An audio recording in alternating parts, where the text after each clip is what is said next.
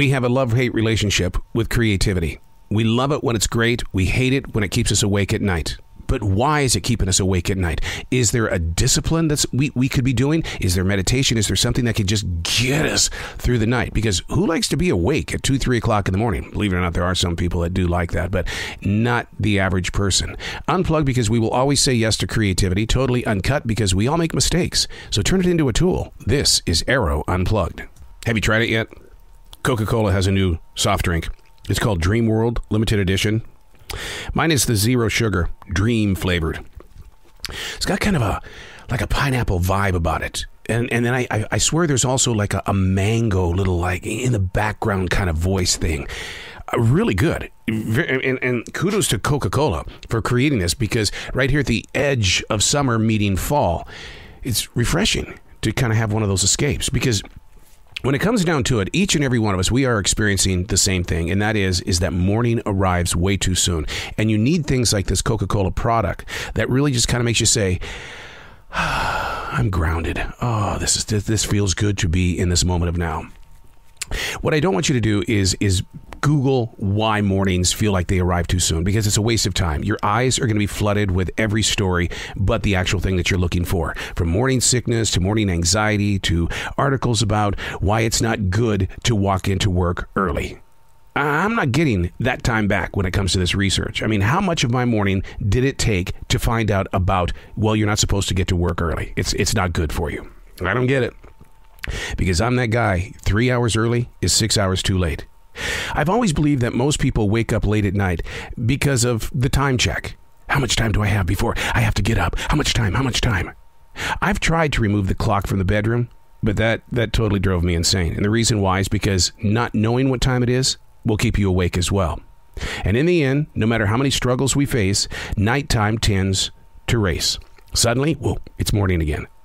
The dreaming is set aside for reality. And maybe that's why time tends to slow down, to physically be involved. I mean, a 3-minute egg is always going to require 3 minutes. And very rarely does it take lesser time to drive across town, unless you're one of those lucky ones who just happen to hit all the lights green. Hey, it's Arroe. This is The Daily Mess, a chronological walk through an everyday world. I am a daily writer. Little things like this make great stories that you can share. And the thing about it is, we're all born to be writers. It's just that, after school, nobody really says, why don't you just go write about the clock in the bedroom and how you stay awake all night? Well, why would I want to do that? Why not? There's a lot of people that are facing that battle every day. Let's hear your story. This is The Daily Mess. I'm like a kid in a candy store. The moment that I purchase a brand new book to write in, my imagination ignites. I mean, it's like, oh my God, all of these possibilities. What will go into this book over the next 3 to 4 months? There's no way I can predict what's going to be in there. And so therefore, I just have to build up that relationship with the page and say, okay, in the next few days, we're going to connect, and then we're going to spend 4 months together, and then we're going to disconnect. I probably will never read you ever again. I've tried the route of having a plan and a purpose when it comes to writing, but man, I'll tell you what, I don't know about you, but I can get burned out on writing too quickly. That's why I really believe in free-form thinking and free-form writing, stream thinking. The thing is that you want to get the story out. Then you can go back into the adventure to build up or to take down the paragraphs. I've always been that writer that physically uses a bottle of ink and a nib. Oh, I'm totally Shakespeare in the way that dip, write, and then your hands are black because, you got so much ink on them. But the thing is that once I get it on paper, then I take it to the computer. And a lot of authors have said, why do you waste so much time doing that? Just put it into the computer. I have a relationship with the computer. The thing is, though, is that I don't have the creative energy to say, we're buds, right? Whereas like when I dip in the ink right on the page, there's a flow there. It's almost like some form of harmony, that you can hear in like the Eagles singing Seven Bridges Road. There's just some harmony there that I really do like.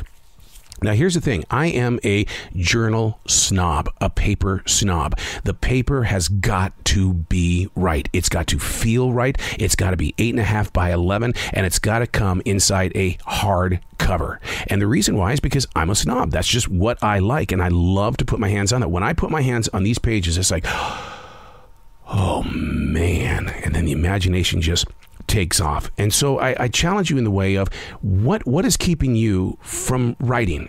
Do you need to become a paper snob? Do you need to sit there and say, maybe I don't need the computer, maybe I don't need the little note thing on my smartphone, I just need to have something that involves the entire body and not just my thumbs or my fingerprints? Yeah, that kid in the candy store. Because the best part about writing is writing. I'm Arroe, and that's the Daily Mess.